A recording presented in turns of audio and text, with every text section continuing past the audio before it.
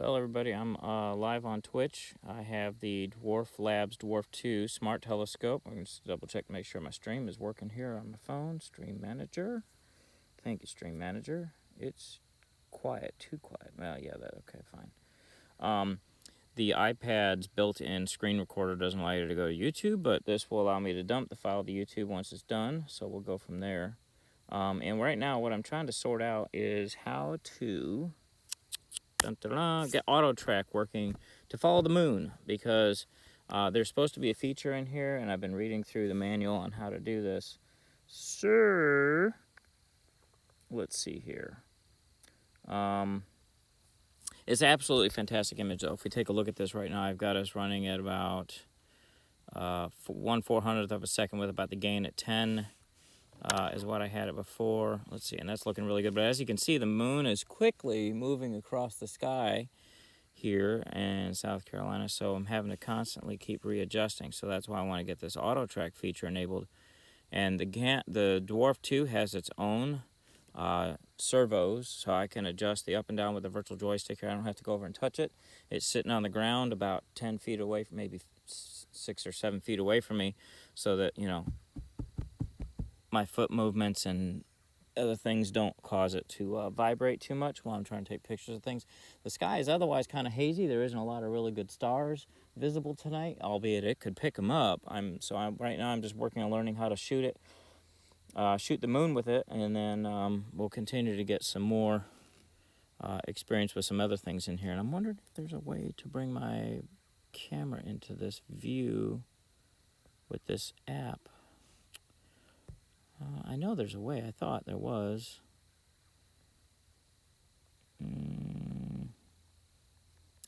It's dark anyways. It ain't going to do us really any good.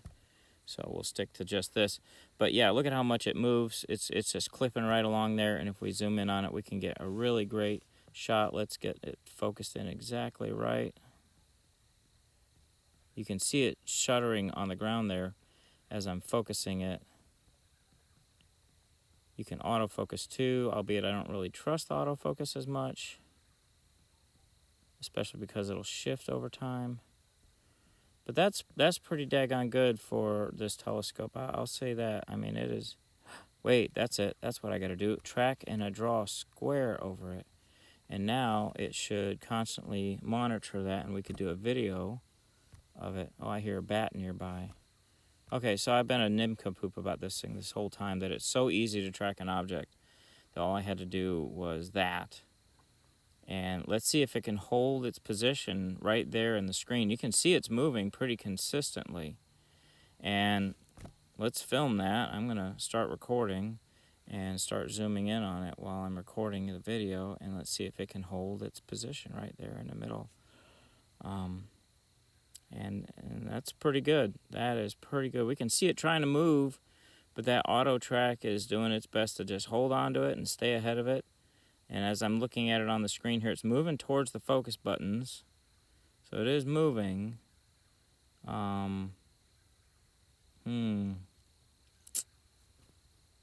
you back over here, buddy. Let's try retracing the track. Let's get a nice big square around it. Okay, so that made a lot more movement here. So let's zoom out, zoom back in on the appropriate place. Now this is, I think the screen zoom is a digital zoom. I'm not 100%. I'm still looking into how that all works. But I will say this. So far, as kind of rudimentary as the application is, albeit, you know, like this, the things kind of sit on top of each other, you know. So here's the window for the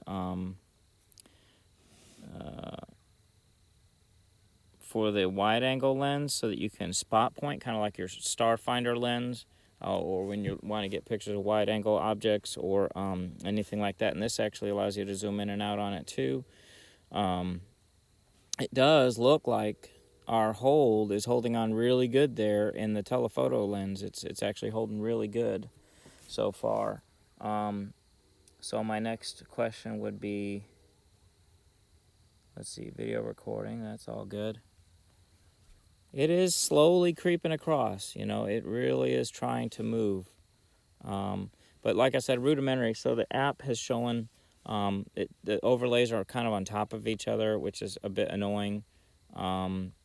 They're really basic. They could be cleaned up a lot better, and hopefully in future versions of the app they work on that.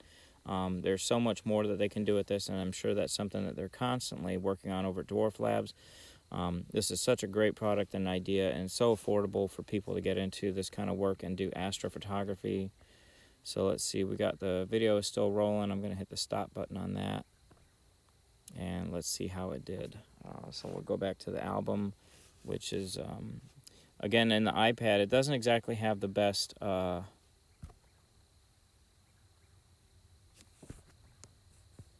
even on the Android, it's just not the best thing, but wow, that's really good. And I mean, that's monster clear.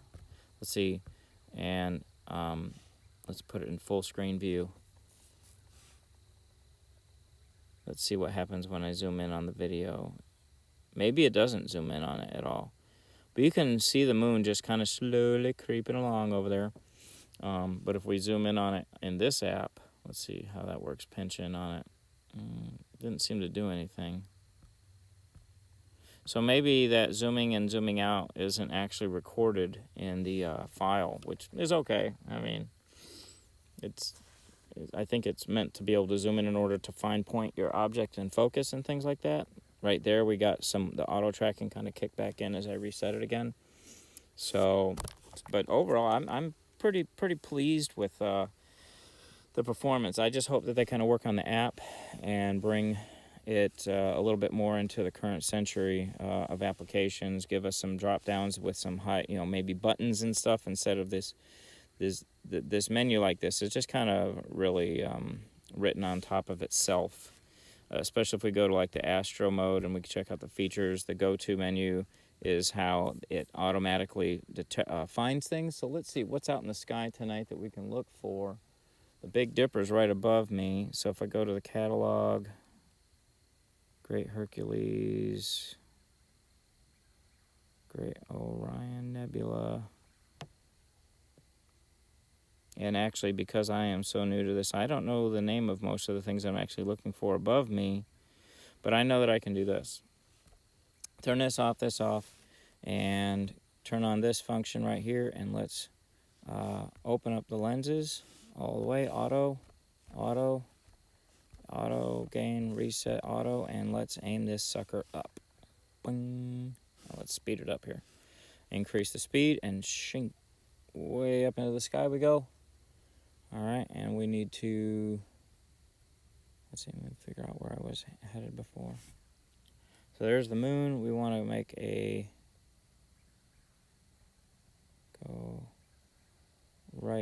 make a right turn from the moon and head around towards the Big Dipper and see if we can't find that sucker.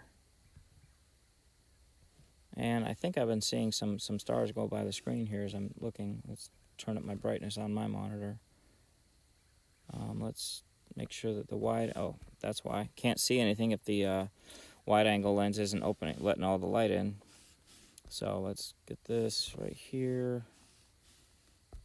And I wish that the other thing is that iPhone apps would be able to go full screen on the iPad, which right now they can't.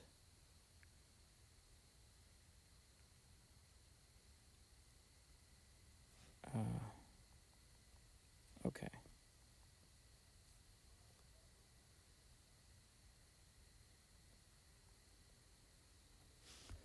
Gonna have to really open this thing up in order to see. Gains way up. Okay, so now we're getting some light coming through the lens here where we might be able to work with it.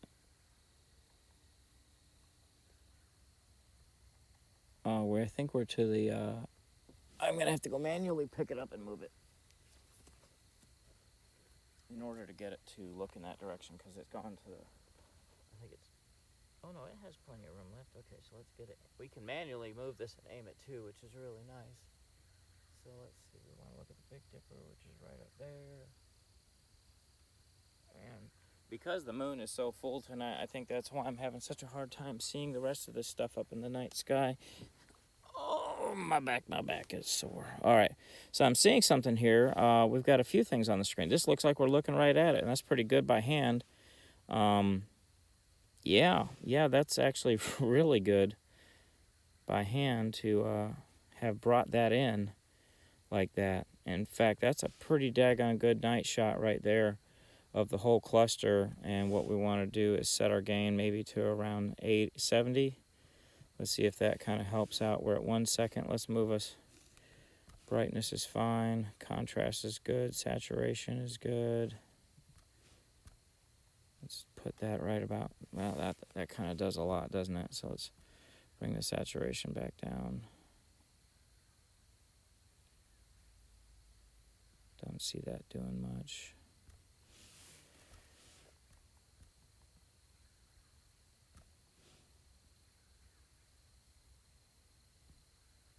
Okay, brightness makes a big difference. Let's put brightness at about 20, gain at about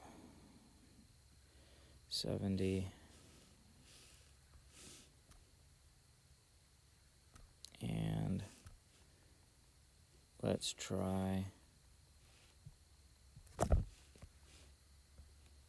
doing 10 photos stacked.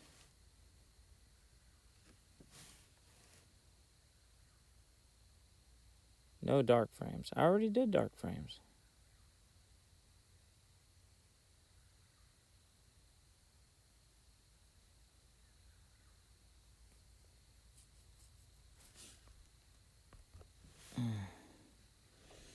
Okay, so let's see what we're seeing here in the telephoto lens then, because there's a lot of, I'd say that's a little strange. That purple band over there might be coming from the moon reflecting off the lens or something like that. I'm getting a red ring coming off of the telescope. I don't know what that means. Let's see, auto. Let's set this to about, that's the nice thing on this one. You can set the exposure really wide open, pump up the gain a bit to get a lot of light in on this.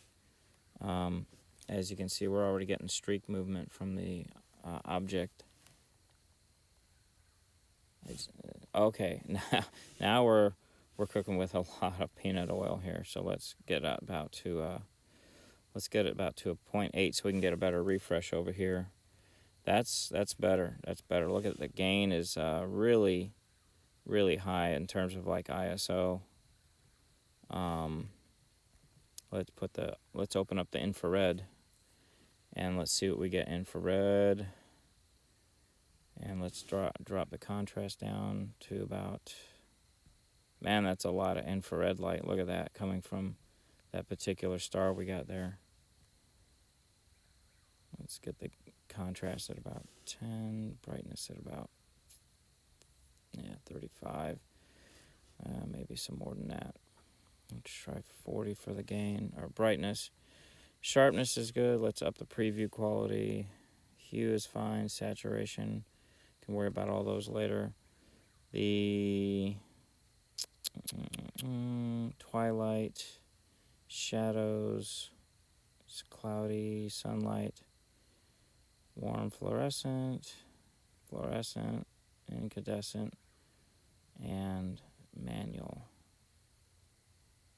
So let's adjust the white balance. Still getting a lot of red coming through. We need to get on target here with something.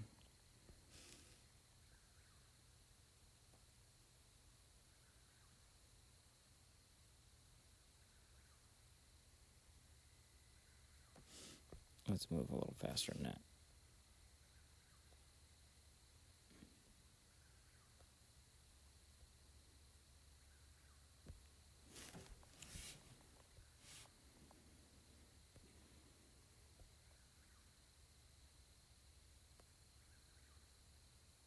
Okay, now we're getting somewhere. We're getting a little bit more in view here.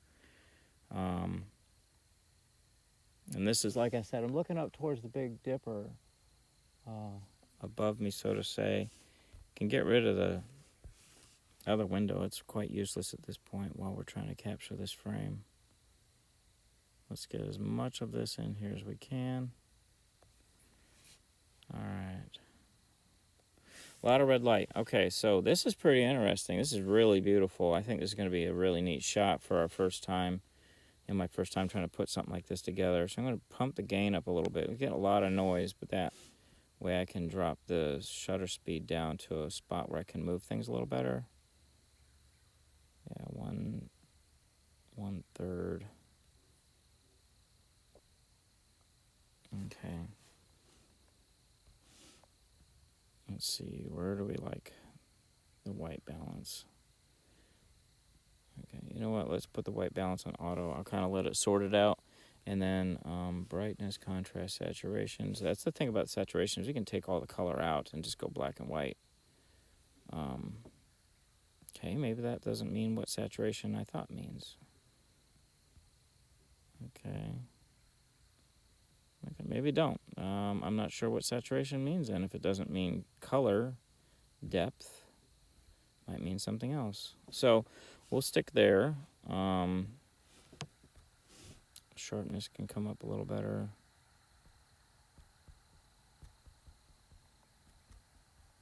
Let's focus us and get these little specks of light just right. And let's open up the shutter.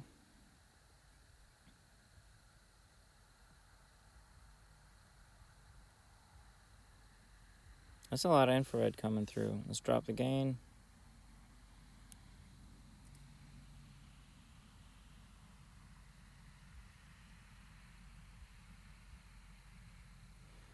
Much better.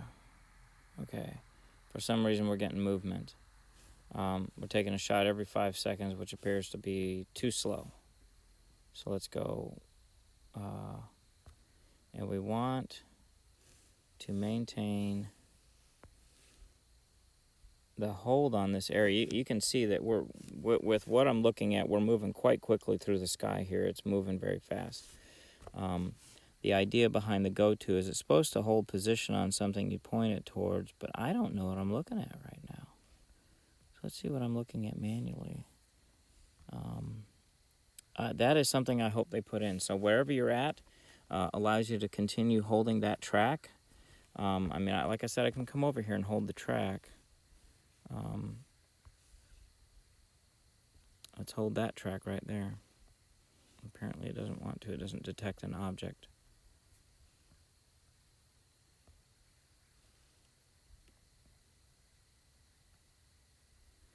Nope. It's not bright enough for it to detect the object, so that's the issue, is that you need something really bright in order to keep that. Okay, so that's not going to do it, so Astro is going to have to do it.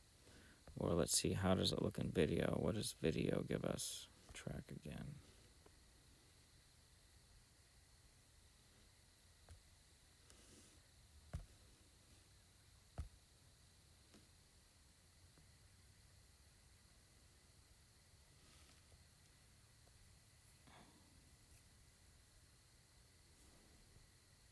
Okay.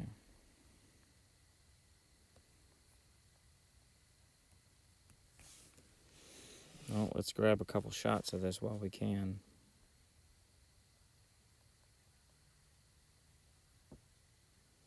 And hopefully what the stacking does is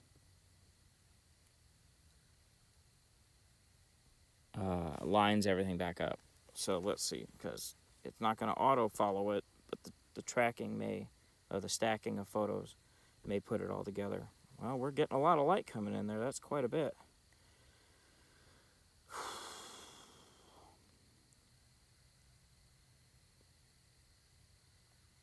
That's pretty amazing. And then we'll go back and run it through the raw editor later.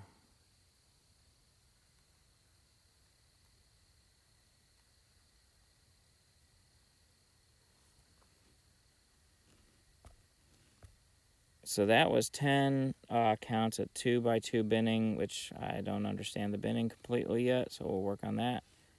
All right, so let's go look at our results here. Boy, I hope it's not that messy.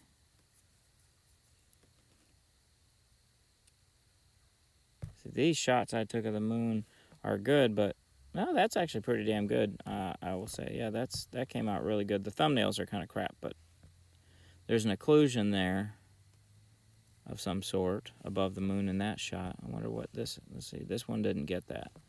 And that's pretty damn good. That's way better than my phone, what my phone gets.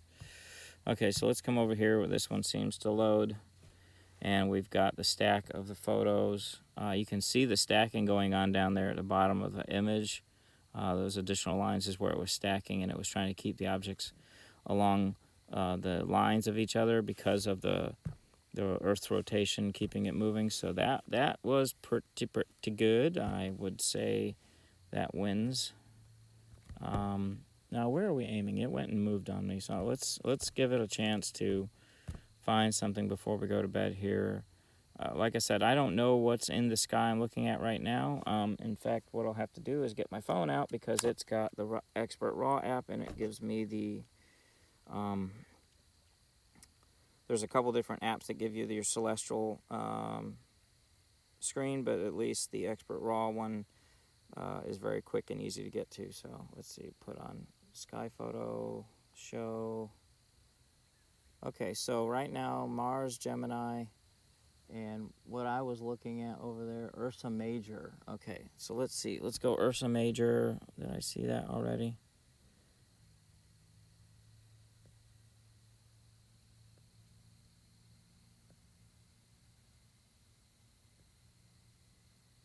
No, because what this thing is giving me is individual stars. So I need a star in Ursa Major, like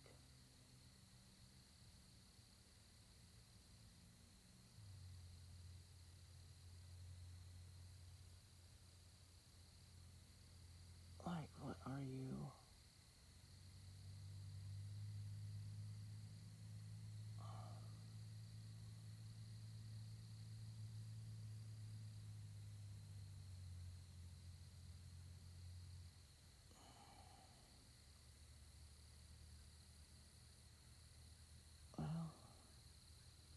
I am not in the know of what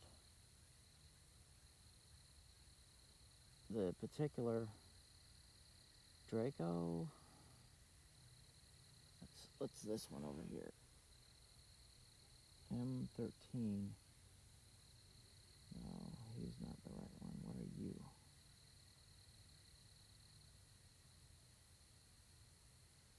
Lyra. So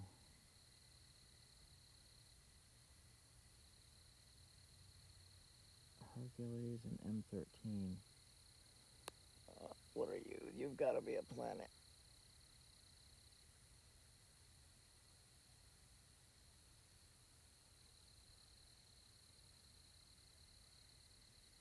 Yes, I know that's the moon. Okay, Pinwheel, Crescent, Heart Nebula.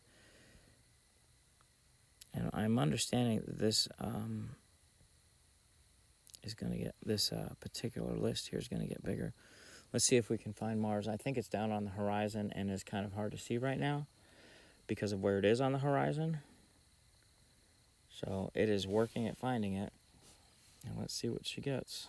Because right now, Mars is right under the trees. I may not get it. I may not get it at all. It's probably in the wrong spot. I need planets. Shutter, auto, average, overlay, multiple exposures, average, add. Okay. So I'm going to use Google Sky instead because I can't see what I'm looking for here. Sky. You know what else I've got on my iPad is that one really good astro app. I forget what it's called that Abram told me about. Well, I do not see the Mars. The no-show. Let's see. Okay. Reset. Auto. What are we looking at? Auto.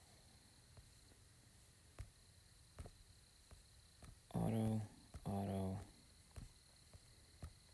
Reset.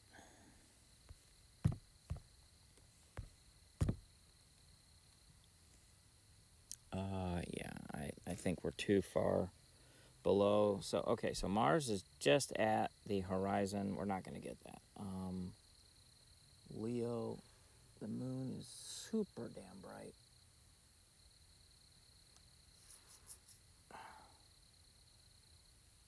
Casus Minor. Polaris. Vega. That's what that is. Okay, I'm going to have to move the telescope in order to get Vega because it's behind me. Okay.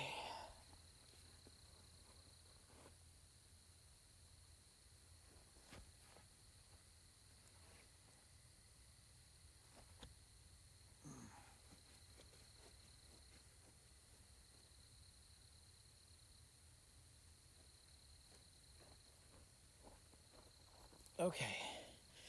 Let's do another calibration. Feature calibration. Since I moved it, you always want to do another calibration if you move it. But yeah, Vega's right over my shoulder. And so what I'll have to do is see if we can't get Vega. Because that's at least achievable right now. Not much else is. Hubble Deep Field is right over my head. Interesting. Not seeing it move though, so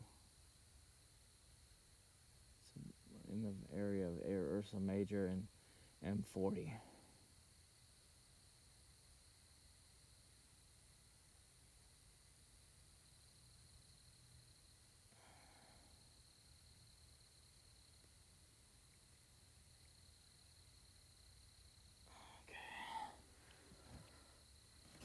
Did we calibrate? Come on, let's go.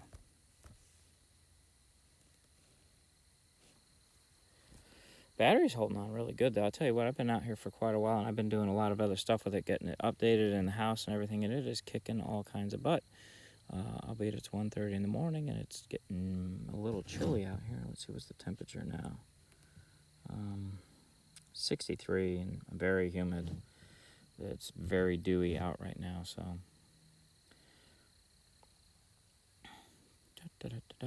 Okay, I don't see us doing any of that right now. So let's see. Go to Mars. Go. Confirm. Oh, no. Vega. Let's go back to Vega because I saw it on the list. Confirm.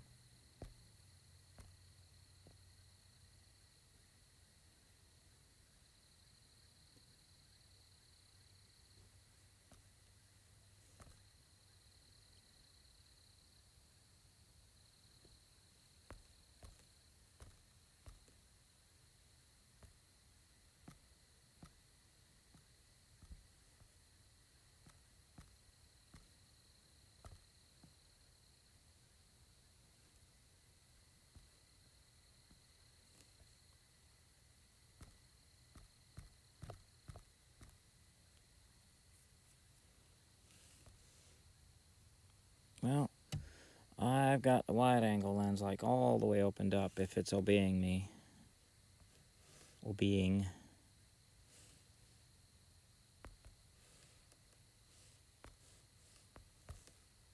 And I'm not seeing the bugger.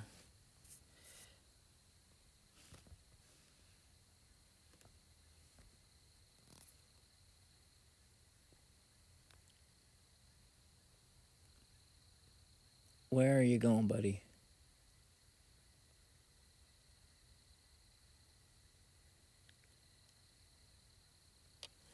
I don't believe that's the direction of Vega there. Good fella. We're going to have to calibrate you again.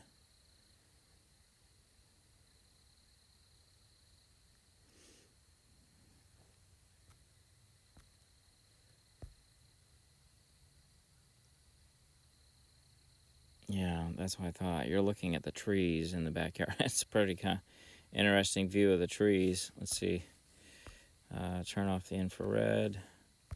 Gain set to 120. Yeah, that's a pretty good view of the trees there. Let's okay. So let's go back to calibration.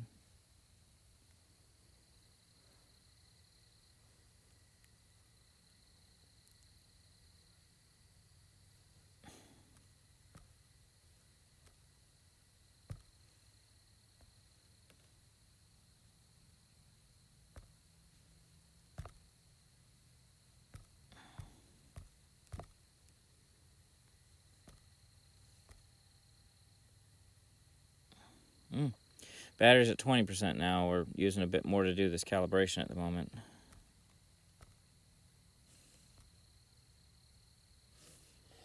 Man, I wish this thing would blow up all the way. Oh, well, we're going across some lights. That would probably be the house. It just panned across. Yeah, I know. I'm sure it did fail. Let's try it one more time. This is kind of like calibrating a drone. You gotta spin it on both axes to get the compass calibrated and stuff. What is that on my horizon? Now, as the moon is moving towards the other side of the sky, I am gaining more light in front of me and less behind me, and maybe that will help out here. Let's see. Mars is just over there somewhere, but what are you two guys? Pollux and Castor. If I'm looking in the right direction.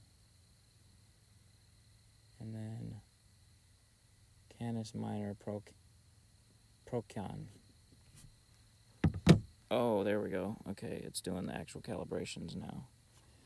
I'm going to start packing things up while it does that, because it's about time to go. It's 1:37. That moon is super bright. Got a couple good pictures of it, though, so I'm happy with that. I took some with my phone, too, just to compare, and obviously this telescope did pretty damn good. I'll say that.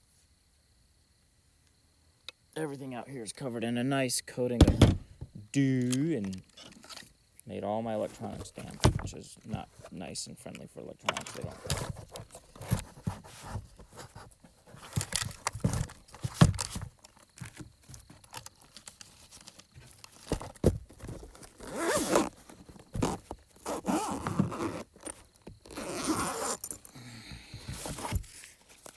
Calibration failed. Well, that's not great. We ain't got much time left. Well, I guess we'll work on more of it tomorrow. We got a really good bit done tonight, and we'll keep going. Join us again.